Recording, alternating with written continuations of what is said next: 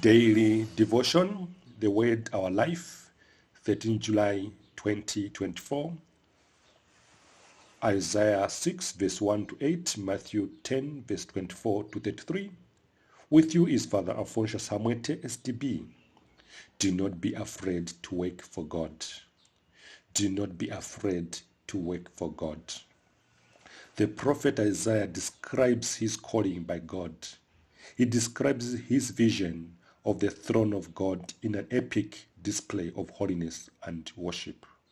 The ancients believed that to come face to face with God meant death.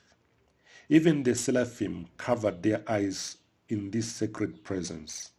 Isaiah saw with new eyes his unclean lips and realizes his unworthiness before God.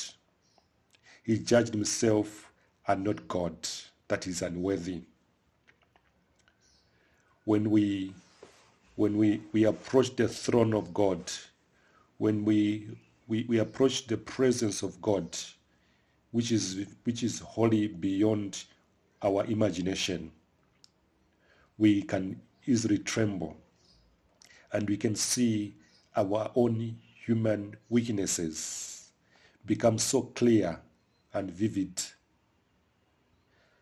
and we become afraid even to do anything. And this was what was happening in the life of Isaiah. So his calling, it was completely an initiative of God. When it comes to the core of mission, God always takes the initiative.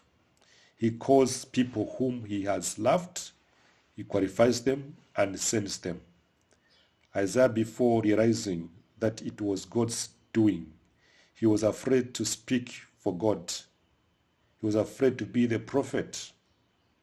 He had focused on his unworthiness. He underrated himself. Looking at the wickedness of the society he grew up from, and his unclean lips which came as a fruit from the society he grew from. However, after God purged him of his sins, he spoke for God. From being afraid to speak to become the spokesperson of God, to become the fierce speaker of the truth about God. Jesus tells his disciples not to be afraid of serving him in the mission. They should not be afraid to speak the truth about the kingdom of God, to challenge the situation in the society which is evil. To be a disciple is to be like his master. Jesus, who loves, who is compassionate and merciful. Jesus, who is peaceful. Jesus, who is humble. Jesus, who is thinking for the good of others. Jesus, who preaches that we should love one another and pray for those who persecute us. To accept to pass through the suffering the Master had to undergo in the mission of establishing the kingdom of God. What we should fear is evil that destroys our souls. Jesus calls us to love him and love his mission. To God be the glory.